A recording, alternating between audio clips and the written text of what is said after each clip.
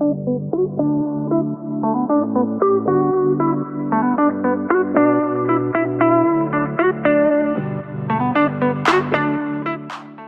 guys, what's up? Welcome back to the channel. And if you are new here, thanks for stopping by. I am Cesare from Thrix Moderation Team, and today, I am going to be showing you how to edit materials in Room Editor. In 3D games, materials and textures are nearly as important as shapes. ChatHouse allows ample texture customization. Let's see all the details in Room Editor. First, we will add textures. Textures must be uploaded as materials. That will prevent bugs.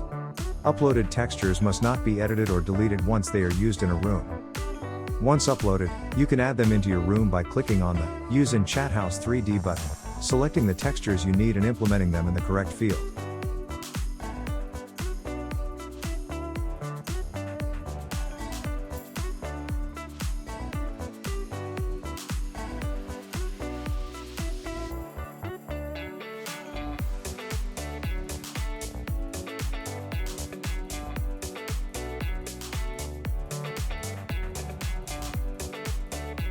Emissive maps create an illusion of glow. They are useful for creating neon signs or TV screens, and look better in dark rooms. The intensity slider is very useful. Below the color sliders, you can find the transparency settings.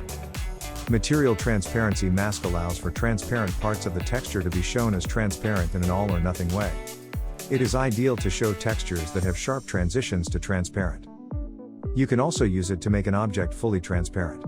For example, this walkable plane. It must be placed to allow avatar movement, but you may want to hide it from view. The material transparency slider sets the amount of transparency. In this case, the material will be non-transparent below 0.5 and fully transparent above that. Material transparency blending creates partial or full transparency in a smoother way, at the expense of performance. It usually looks better, but should be used only if necessary.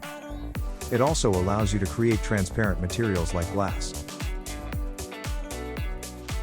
Material layer modifies objects' priority and is used to correct abnormalities with transparencies. On transparent objects, a value above 37 is usually required. Material depth right is also necessary when using transparencies.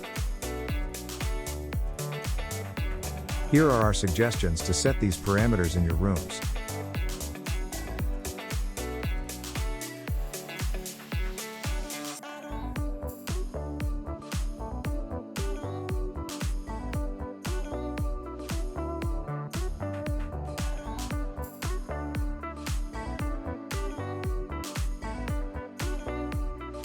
Transparent objects have an impact on performance when cast shadow is enabled.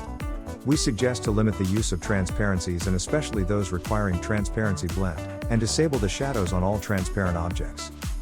Shadows impact performance when applied on any object. We suggest to disable them in large locations with more than 1,000 objects. Metallic and glossy effects can be adjusted by their corresponding sliders.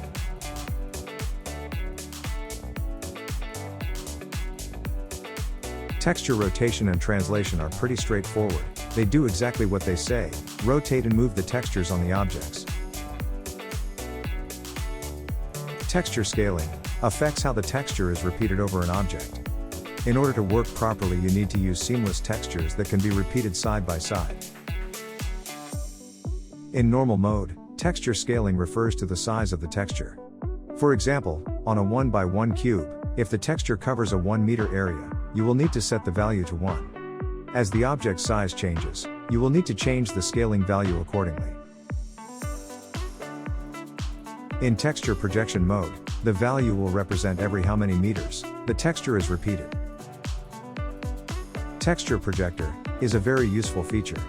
It projects a texture image on an object from 390-degree directions. You can activate it by typing the value 1, 2, or 3 in the texture projector field. Several different modes are available. In mode 1, the projectors are placed at 90 degrees at a fixed position. This mode allows you to edit the object shapes with no need to edit the texture scaling. It also works very well when you need to make different objects with the same texture match. The downside is that textures may be deformed when rotating the objects at angles different than 90, 180, 270 degrees. In Mode 2, the projectors are attached to the objects, so there is no warping when rotating them.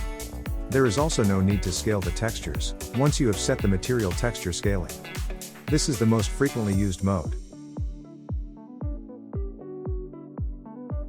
In Mode 3, the projectors are attached to the object as well, but textures don't scale automatically. Since the best feature of texture projection is auto texture scaling, this mode is usually the least used. Last but not least, remember to turn off collisions for all objects at this point. You will add those later, only where needed. Then assign a level to the objects.